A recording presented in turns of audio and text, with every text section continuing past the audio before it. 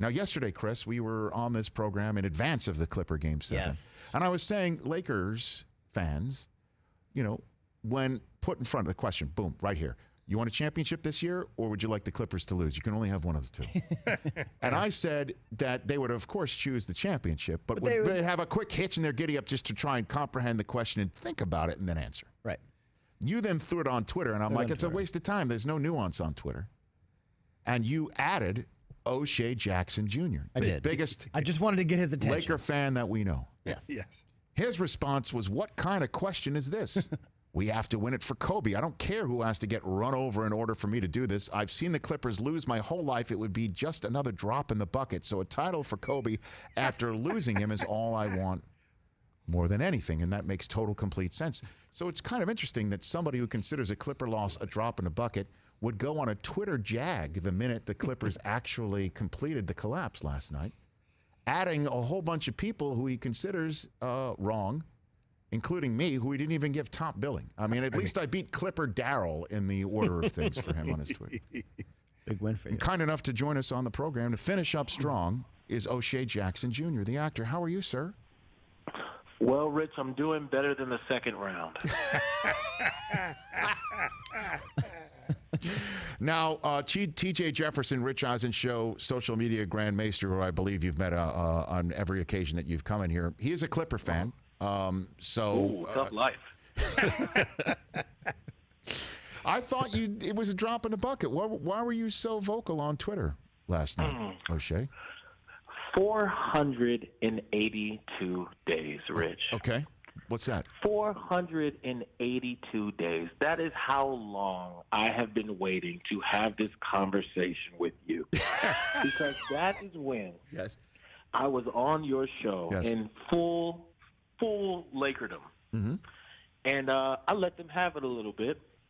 And this is before Kawhi and all that. And then after that, they started puffing their chest out a little bit.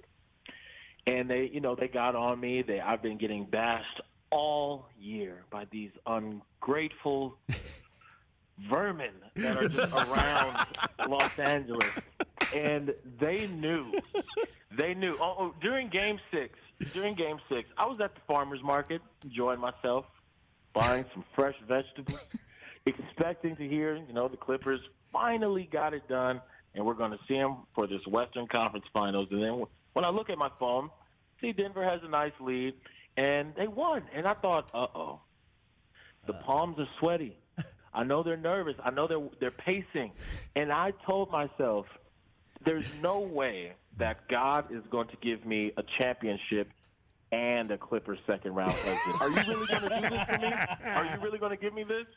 I mean, God is the homie, but is he really going to give me this? Mm-hmm. And lo and behold, he gave it to me. So how could I not, in full Stone Cold Shea Jackson form, rip them to shreds with a smile on my face?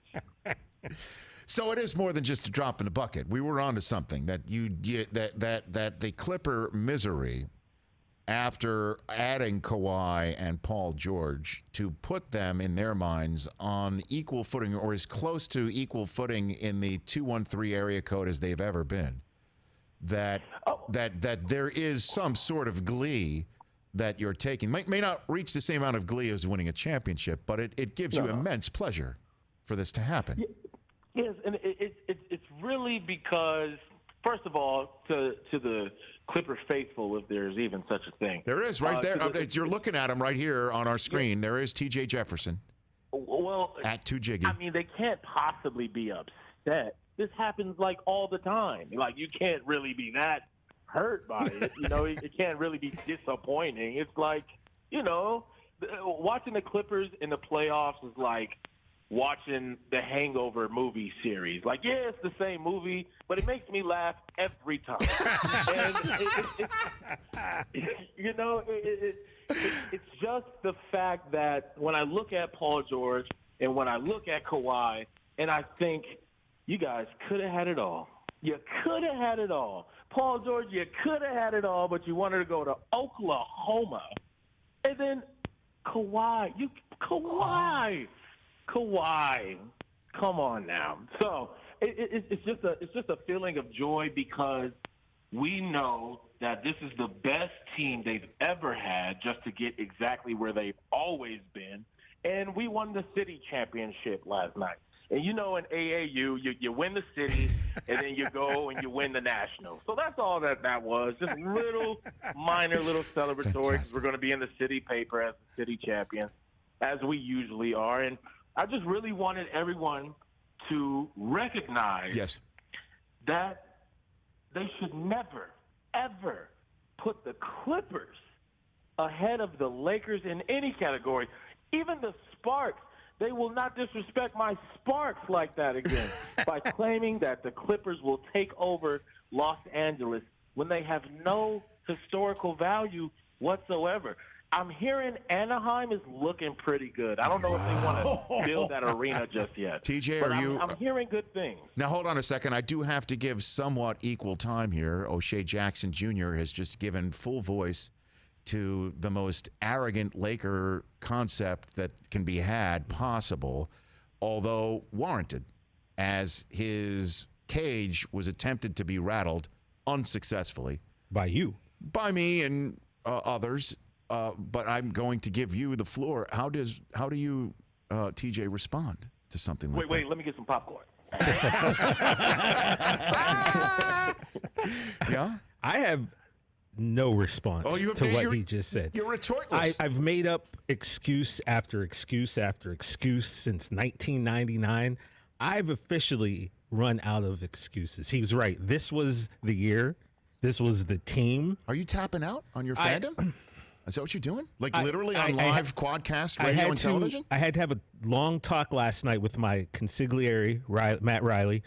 We've been going to Clippers games together for 20 years. Okay. And he's a bigger Clipper fan than I am. And I think we're both finally... Are you broken? Yeah. Oh. Yeah. O'Shea, he's broken. Because here's the deal. One of my friends I think O'Shea literally went to go get popcorn. One of my friends in the group text that those pictures you keep showing, my friend Jason, he sent a video on Instagram and he asked why. He goes, you got here 21 years ago. You could have been a Laker fan, and yet you made a conscious decision to choose to root for the Clippers and that owner. Yeah. He goes, this is your own fault. You made this decision. Can't really argue. And I was like, Absolutely. You know what? I can't argue with that. I did. I came into town in 99. I didn't want to hop on the Laker bandwagon. I said, when the Clippers finally do win, it'll be a beautiful thing. I didn't take time to appreciate Kobe the way I should have appreciated Kobe until it was too late. And, And as a basketball fan, I didn't enjoy a lot of great basketball because I put my personal feelings in front of watching greatness. And that's why now I root for LeBron even more because I didn't appreciate Kobe the way I should have. And so now, you know what? You're a broken man. This hurts for me to say, but I'm a man of the people. Los Angeles, when Kobe passed away, it was felt in this city. Yes, indeed. And because of that, I got a lot of friends that are Lakers, and even though they've been getting on my nerves, I'm going to say this. I hope the Lakers win for the city of Los Angeles because it's necessary. Wow, what a man. He is a man. Listen, dude, because you're an original Clipper, I don't give original Clippers as much of a hard time. But these new fans that just jump on, it's all right that you didn't want to jump on a Laker bandwagon. But let me tell you, it's a great life. I've been feeling like forever. You should have just took that. But I respect anyone that's ever cheered for Michael Olowokandi, Keith Kloss, anybody who was there for Darius Miles and Quentin Richardson. I get it. Those Clippers, every now and then you got to at least watch. We never thought they were a threat or anything, but we halfway supported them. I remember as a kid, I went to one of those Clipper games, and we sat pretty close to the court, and they tried to make me play. And I'm not trying to bash on anyone, but those are the Clippers we remember. And when they hired that Celtic coach, The Celtic coach brought all the Laker hate, all the cover up their banners and defacing our statues, and that's what really drove the line in the middle. And so, once again, all of the blame and all my ferocity falls on Doc Rivers. So, I appreciate everything that you said, my man, but I'm going to keep giving it to them every chance they lose. Well, hold on. I've got about three. And they lose. I got about 3 minutes left here, and I'm trying to parse what you're saying. I loved your analogy about The Hangover. So I think the naked Mr. Chow popping out of the trunk would be Paul George if I had to if I had to connect the dots. And your clear dislike for Paul George based on the fact that LeBron chose him first to try and team up with somebody here in Los Angeles, and a cigar smoking, Russell Westbrook party going Paul George showed up and said, "No, I'm good." And last year's season unfolded, and you still have a major issue with him for that. But, my life, I've been very happy to have it for the last 17, 18 years here in Los Angeles, was born out of ESPN telling me, we don't want you around here anymore. It all worked out in the long run. Don't you think you're better off for Paul George having done this? You've got Anthony Davis instead, O'Shea. Absolutely. Okay. I wish I could go back and delete the tweets when I wanted him. I wish he could pay Magic Johnson back money out of his pocket for the tampering that we had for him. It is ridiculous how happy I am that things turned out the way that they are. You just got to stay the course, which is why I'm so upset at the Clipper fans who left the Lakers during hard times. Because when you stay the course, when you stay true, stay loyal, you end up with LeBron James and Anthony Davis, and you're headed to the Western Conference Finals, per usual. Kobe be with us all. O'Shea Jackson Jr., everybody. That's worthy of a round of applause. This is an excellent, as well I done, expected, O'Shea. a usual dynamic appearance here on the Rich Eisen Show. You be well, you and your family, happy and healthy. We'll chat. I'd like to have you back on over the next week to 10 days as Jamal Murray does his thing.